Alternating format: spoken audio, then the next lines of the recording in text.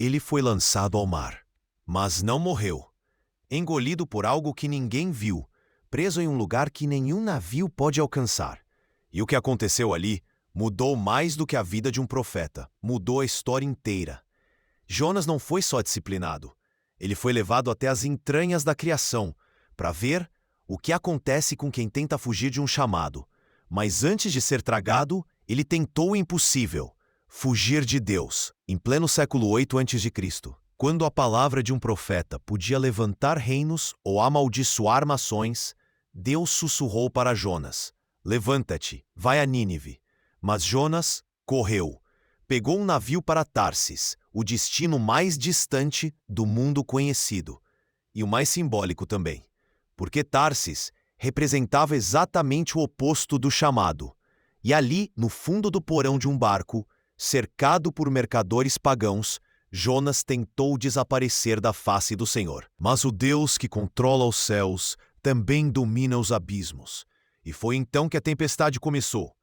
Não era uma simples mudança de clima. Era o próprio céu se agitando. Ondas como muralhas, relâmpagos que cortavam o firmamento, tripulantes gritando, paganos clamando a seus deuses, e Jonas dormindo. Não era sono comum, era um torpor espiritual, um colapso de quem já tinha desistido por dentro. Eles o acordaram, interrogaram, sortearam, e a culpa caiu sobre ele. Jonas não negou. Ele sabia. A desobediência de um só homem havia colocado todos em risco. E então, ele pediu para ser lançado ao mar. Mas o que veio a seguir, ninguém esperava. As águas se acalmaram, mas Jonas desapareceu, engolido, não pelas ondas, mas por algo maior. A Bíblia diz: preparou o Senhor um grande peixe. Mas a palavra usada ali em hebraico não é a mesma que usamos para baleia. É Dag Gadol, uma criatura das profundezas preparada especificamente para esse momento. Não era um animal comum, era uma prisão viva, e ali Jonas ficou por 3 dias e 3 noites. Mas o que a maioria ignora é o que aconteceu lá dentro. O ventre do peixe era mais do que um espaço físico, era um lugar espiritual. Porque Jonas declara: clamei ao Senhor na minha angústia, do ventre do inferno gritei, me ouviste. Ele não diz do fundo do mar, ele diz do ventre do Sheol, a morada dos mortos. Jonas foi levado ao limite da consciência, separado da luz, isolado da terra e mergulhado em algo que apenas poucos viram. Os abismos me cercaram, as águas me envolveram até a alma, algas se enrolaram na minha cabeça. Ele estava sufocado, mentalmente, espiritualmente, fisicamente. Mas ali, no útero do juízo, a oração subiu e foi aceita. Deus não respondeu com uma palavra, mas com uma ordem. A criatura o vomitou em terra seca.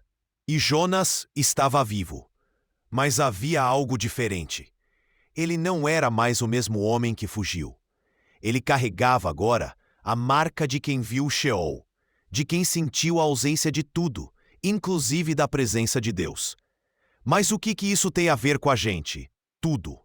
Porque Jonas representa um tipo de Cristo, 3 dias, no ventre da terra, entre os mortos, e então ressuscita. Jesus disse: assim como Jonas esteve 3 dias e 3 noites no ventre do grande peixe, assim o Filho do Homem estará no coração da terra. Mas há mais. Jonas não foi apenas figura de Cristo. Ele foi uma representação viva do que acontece quando você tenta escapar daquilo para o qual foi criado. Você pode correr, mas Deus prepara um peixe. Pode se esconder, mas Ele manda a tempestade. E se for preciso, Ele te coloca em uma prisão espiritual, para que você clame, para que você volte, para que você entenda que o chamado não pode ser negociado. E nesse processo, ele pode te levar para o mais profundo abismo.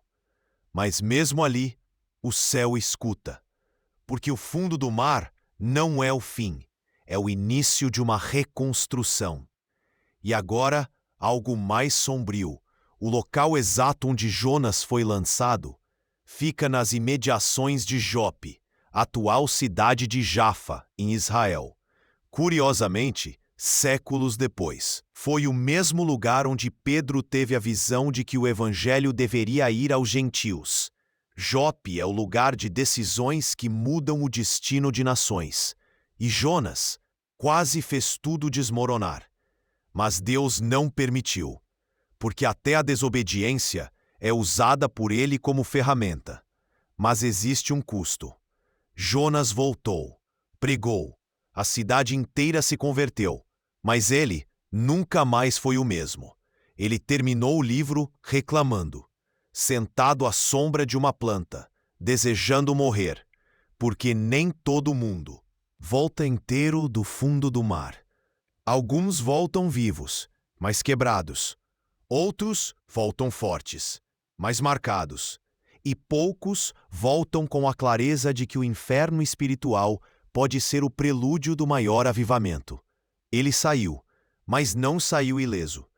Jonas pisou na areia como quem retorna de um outro plano. O mar o cuspiu, mas algo dentro dele ficou preso no ventre daquele monstro. Uma parte não voltou. Seu corpo estava intacto, mas a alma fragmentada. Ele carregava o peso de um segredo que só aqueles que tocam o Sheol compreendem. Deus pode te salvar, mas isso não significa que você não foi julgado. E foi assim, com areia nos pés e morte nos olhos, que Jonas caminhou até Nínive, uma cidade que ele odiava, um povo que ele não queria ver salvo. E o mais assustador? Deus sabia disso.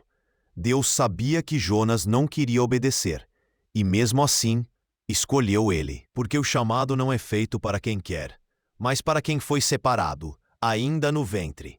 Jonas entrou em Nínive com a autoridade de um homem que havia sobrevivido ao inferno, e em apenas uma frase, colocou a cidade inteira de joelhos. Em 40 dias, Nínive será destruída. Não houve argumentação, não houve milagre, apenas palavras. Mas não eram palavras humanas, eram ecos da escuridão, do ventre do monstro, do lugar onde Jonas orou entre os mortos. E o povo sentiu isso. O rei trocou suas vestes por pano de saco. Até os animais jejuaram. E Deus suspendeu o juízo. O maior avivamento da história registrada até então. Numa cidade pagã, com um profeta relutante e uma mensagem de condenação. Mas ao invés de se alegrar, Jonas surtou.